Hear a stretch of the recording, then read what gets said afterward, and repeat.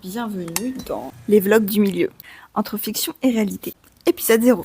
Cette vidéo est très spéciale pour moi. En effet, j'ai une idée d'un nouveau format de vidéo, ou plutôt une série de vidéos YouTube, où je vais choisir un extrait d'un animé, d'un film, d'une série, d'un manga, ou un personnage, quelque chose qui m'a marqué, et que je vais décortiquer un petit peu à ma manière, en vous racontant parfois mon histoire personnelle. Décortiquer la morale, le message qu'on veut peut-être passer à travers cet extrait ou ce personnage, comment la fiction peut inspirer notre réalité, en quoi elle peut nous apprendre des choses et même nous permettre de mieux nous connaître. Vous comprenez certainement mieux le titre de ces vlogs, les vlogs du milieu, entre fiction et réalité. Ah oui, stop. Là, vous êtes très certainement en train de vous demander, mais pourquoi on fait une balade là? C'est parce qu'aujourd'hui, je décortique un passage d'un film d'animation avec comme message qu'il faut prendre son temps dans la vie. Chaque chose en son temps. J'ai nommé Si tu tends l'oreille des studios Ghibli. Je vous fais mon petit synopsis. Si tu tends l'oreille raconte l'histoire de Shizuku, une collégienne rêveuse passionnée de lecture. Un jour, elle découvre que tous les livres qu'elle emprunte à la bibliothèque ont déjà été lus par le même garçon, Seiji. Intriguée, elle finit par le rencontrer. Lui rêve de devenir luthier en Italie, fabricant de violons quoi. Inspirée par sa détermination, Shizuku décide à son tour de suivre sa passion pour l'écriture et commence à écrire une histoire sur un chat mystérieux, le baron. Le film nous rappelle que suivre ses rêves demande du courage, du travail et de la confiance en soi. Mais certes que c'est en osant créer qu'on découvre vraiment qui on est, mais rien ne sert de courir. Le passage du film que je veux décortiquer avec vous implique le grand-père de Seiji qui tient une boutique d'antiquaires dans la ville, où Shizuku aime se rendre. Il y a même une statuette du baron qui a inspiré son futur roman. Ce grand-père est un artisan. Il répare de vieux objets, des horloges par exemple. Et il s'apprête à faire comprendre quelque chose à Shizuku. Je vais donc vous retransmettre cette conversation en particulier. Pendant la discussion que je vais vous retransmettre, je vais vous montrer quelques objets dérivés du film que j'ai en ma possession. C'est parti. Donc le vieil homme s'approche de Shizuku et lui lance. Voilà qui devrait t'éclairer un peu.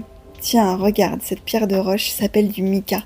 Regarde bien par la fissure. Oui, comme cela. Et elle répond « Oh, extraordinaire !» Il lui répond « À l'intérieur de cette pierre, comme tu le vois, il y a des éclats d'émeraude. » Elle répond ensuite « De l'émeraude, la pierre précieuse ?» Il va alors lui répondre avec la plus belle leçon de vie qu'elle pourra recevoir. Il lui répond donc « Oui, Shizuku, vous êtes toi et Seiji semblables à cette pierre de roche. Des pierres à l'état brut, encore non polies. Cela dit, je vous aime bien dans cet état. Mais cela ne suffit pas pour fabriquer de beaux violons ou pour écrire de belles histoires. L'essentiel, c'est de chercher la pierre brute qui se trouve en soi, et la polir avec finesse, et cela demande du travail et de la patience. Il y a dans cette pierre un gros éclat à l'état brut. Si on essaie de polir ce premier éclat, le résultat sera médiocre. Et la petite pierre cachée tout au fond, elle est plus pure, certes, mais plus difficile à trouver car non visible. Mais une fois polie, elle aura un aspect éclatant.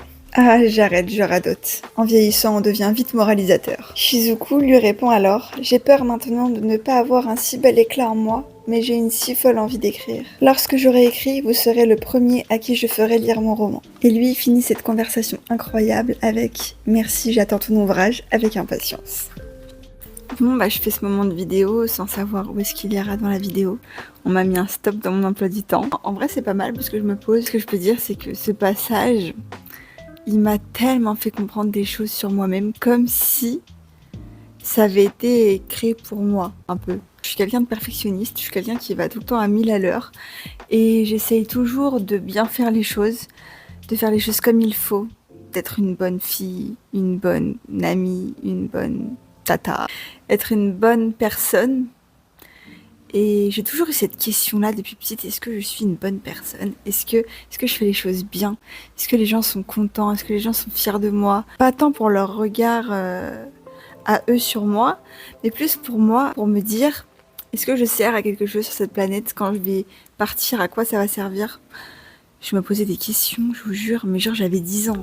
J'avais même développé un moment où je me rappelle que dès que je pensais à un truc mauvais, que je pensais que c'était quelque chose de mauvais, je devais tout de suite le dire à ma mère, et pour voir si elle me disait, je lui demandais est-ce que c'est grave maman, est-ce que c'est grave si je pense ça et tout. Maman, est-ce que c'est grave? Là j'ai pensé que je voulais mettre une tarte à ma maîtresse parce qu'elle m'a mal parlé, ou elle a mal parlé à une copine à moi et tout. J'avais juste envie qu'elle aille au piquet, cette grosse folle, enfin bref. t'as compris. Elle me disait mais non, bah non c'est pas grave, mais pourquoi tu penses à ça et tout. Mais ouais, je me suis toujours posé des questions. Est-ce que c'est bien ce que je fais? Est-ce que c'est bien comment je pense? Et tout de suite je me suis donné un but dans ma vie. Je voulais créer, je voulais laisser quelque chose sur cette planète.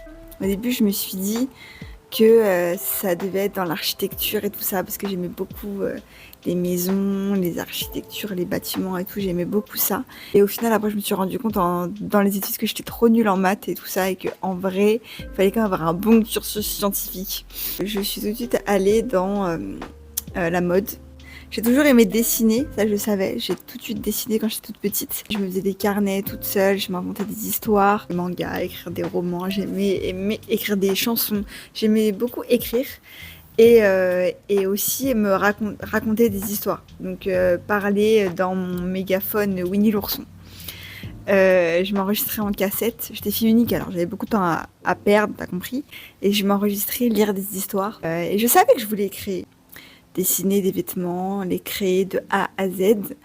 J'ai consacré une bonne dizaine d'années de ma vie à ça, je pense. De mes 18, de mes 16 à mes 26 ans. J'ai fait que des cursus artistiques, de mode et tout ça. Jusqu'à me rendre compte que c'était pas forcément pour moi le monde même de la mode. Mais je me suis pas trop entendue avec les gens de ce milieu-là. Faut dire que je suis quelqu'un de très stressé, avec un gros caractère. Et en fait, dans ce milieu-là, ils te font ressortir le pire de ce que tu as en toi. Moi, je suis quelqu'un de très caractériel, très meneuse, très capricieuse. Et c'est vrai que dans la mode, je m'étais transformée en quelqu'un que j'aimais pas, en fait. J'étais tout le temps de mauvaise humeur, je parlais mal aux gens. Vous voyez, ça m'a vraiment mis dans ce mood de peste en fait. Et ensuite je me suis redirigée plus vers la costumerie. J'ai été assistante costumière quelques temps, mais c'était vraiment intermittent du spectacle. J'ai travaillé dans les musées et j'ai adoré ça. Je pense que c'était la meilleure période, mais pareil intermittence, donc ça me plaisait pas trop. Et ensuite je me suis mis à la custom, donc peindre sur les vêtements, sur les chaussures et tout ça. C'est ce que je fais encore actuellement et ça me va très bien pour l'instant. Et je me suis mise très récemment à la création de contenu et franchement, il faut dire que ça me fait un bien fou de parler de ce que j'aime, de créer des vidéos, de raconter des histoires, d'écrire des histoires, d'écrire et d'écrire.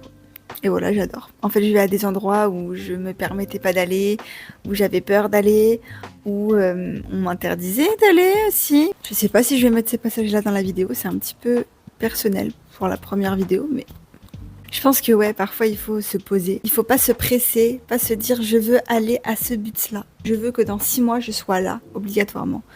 Parce que le chemin, je pense que c'est ce qu'il y a de plus stylé, qu'il y a de plus beau, de plus drôle. Franchement, si t'étais pas passé par tous ces points, tu serais pas la personne que t'es aujourd'hui. Et je pense que c'est ce que veut dire vraiment cette scène. Je pense qu'il y a beaucoup de gens à qui ça peut parler. Il y en a qui se mettent la pression parce qu'ils veulent se marier jeunes, ils veulent avoir une famille jeune. Il y en a, ils veulent avoir une carrière incroyable. Il y en a, ils veulent avoir un corps incroyable au sport et tout ça. Il y en a qui veulent exceller dans leur sport, dans leur domaine. Mais c'est pas facile. Vous, c'est quoi votre but?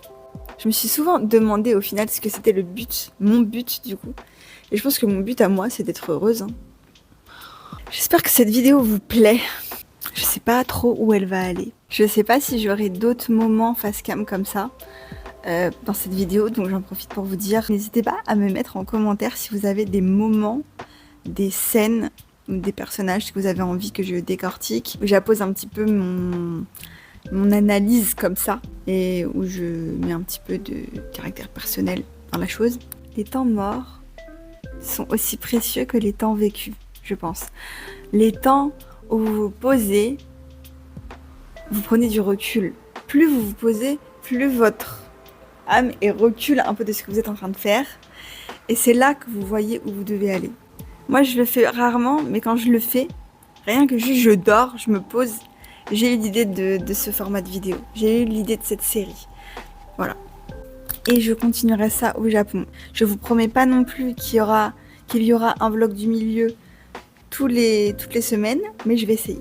Donc nous revoilà en balade, car pendant cette semaine où je me suis questionnée sur cet extrait en particulier, je me suis dit qu'il serait bien de prendre mon temps et d'arrêter d'être tout le temps sur mon téléphone ou d'écouter de la musique et de regarder ce qui m'entourait un petit peu. Pas seulement de voir ce que les gens proposent sur les réseaux, mais plutôt à quoi ils ressemblent en vrai. Shizuku, elle, voit beaucoup que son petit copain, Seiji, lui bouge et avance dans ses projets. Comme nous, on peut voir ça des gens qu'on côtoie sur les réseaux. Mais elle ne voit pas ses doutes, ses craintes, ses peurs et ses échecs. Mais regardez-moi ça là, je suis partie faire mes ongles. Si j'avais pas levé la tête, j'aurais même pas vu ce super beau rayon de soleil. En plein milieu de la tempête cette semaine.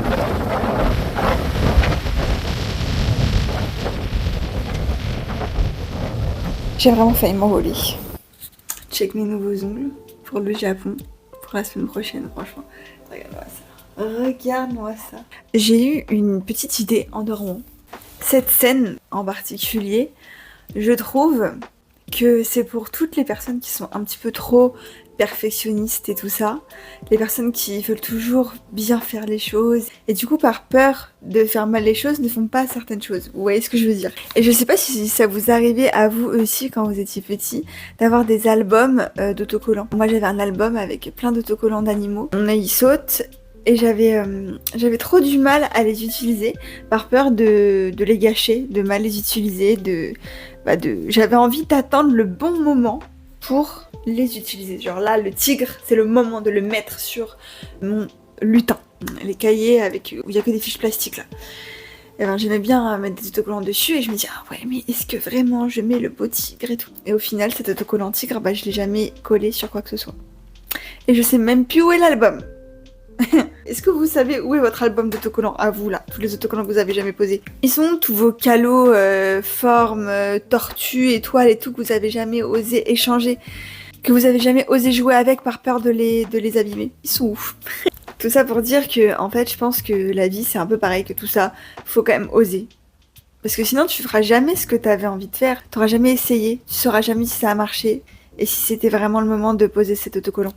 T'en sauras jamais rien. Petit atelier, aujourd'hui j'ai décidé de coller des autocollants. Voilà. Sur ma valise, avec laquelle je pars au Japon. Voilà. Plein d'autocollants que j'adore, que j'ai jamais utilisés, que j'ai eu depuis que je suis adulte. J'ai jamais osé, j'ai toujours gardé. Ouais, il est trop beau celui-là, je le garde.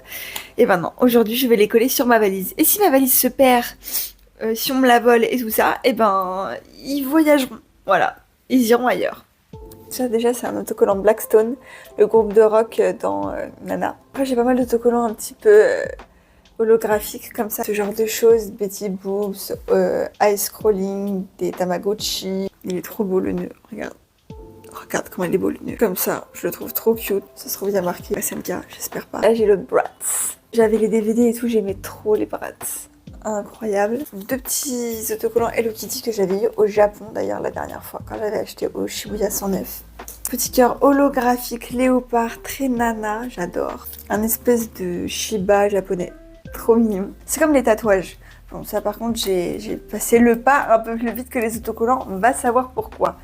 Mais les tatouages, c'était pareil au début, je me disais est-ce que vraiment je vais pas trouver une meilleure idée plus tard? Est-ce que je vais pas être déçue?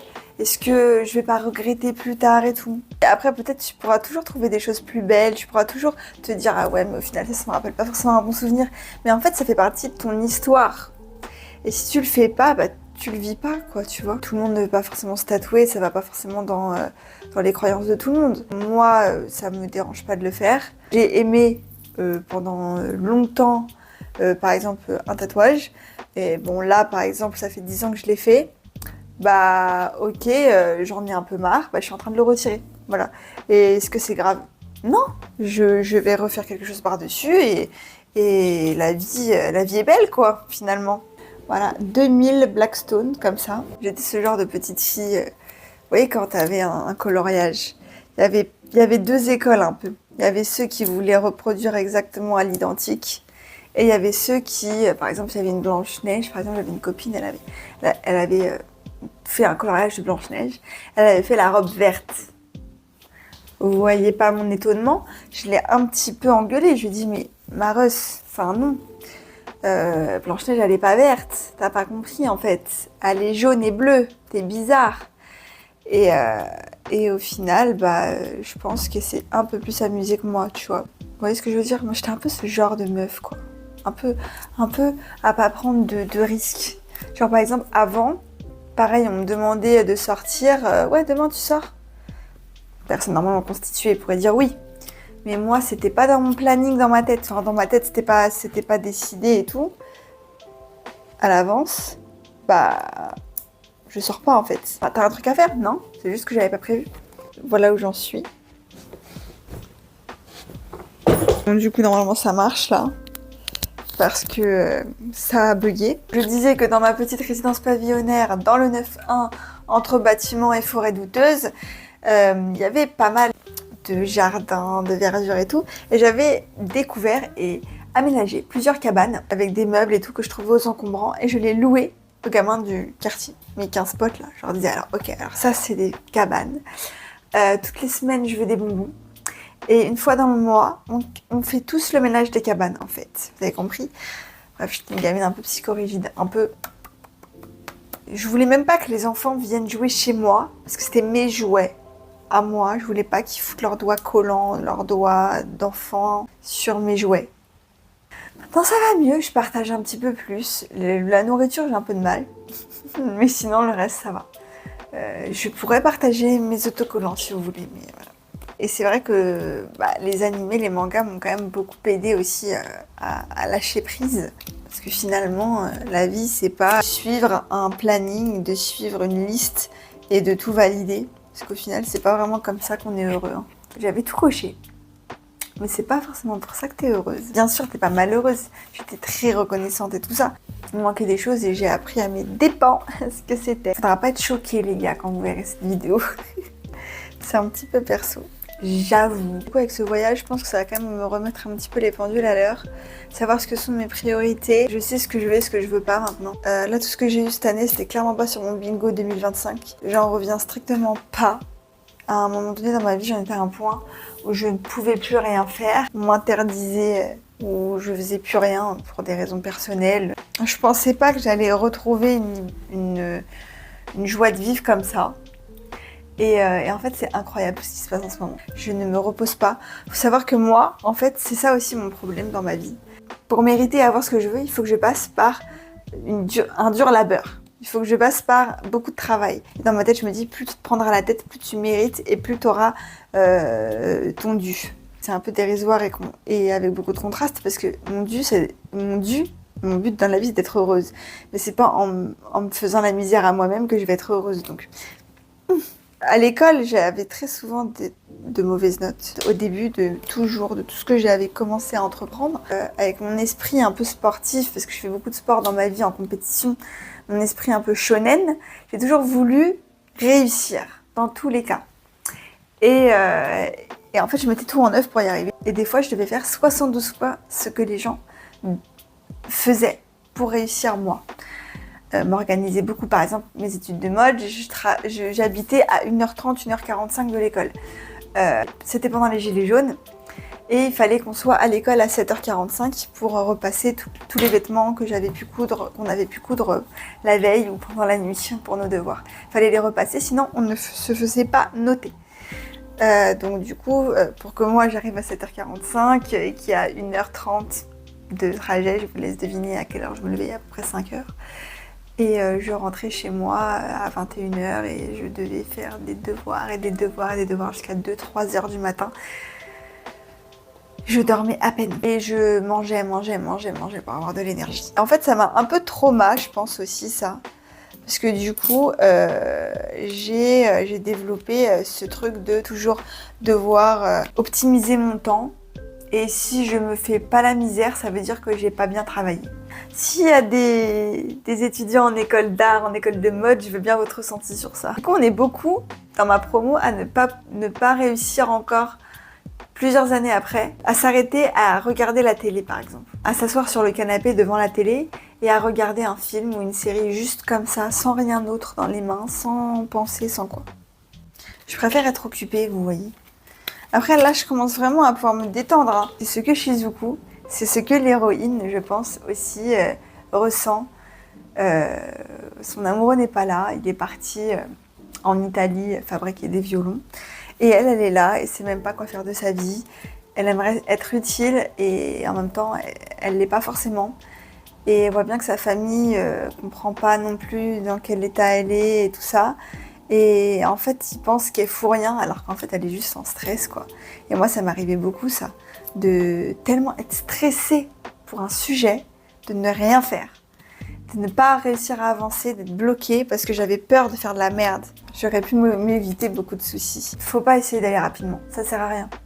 Parfois, les gens, ils se sont mariés à 19 ans, ils ont fait leurs enfants à 21, 22 ans, ok, ils divorcent 2 ans après et ils ont 2 gosses sur les bras et toi, t'es là, t'as trouvé le bon.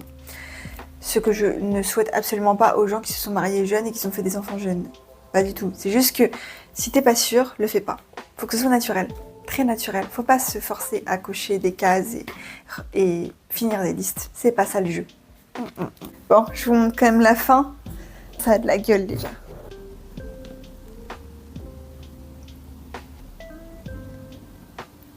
Es-tu ma valise, non? Et bien voilà, c'est la fin de l'épisode 0. Et promis, j'irai plus vite la prochaine fois. N'hésitez pas à me dire ce que vous avez envie que je décortique pour le prochain épisode des vlogs du milieu entre fiction et réalité. Allez, bisous!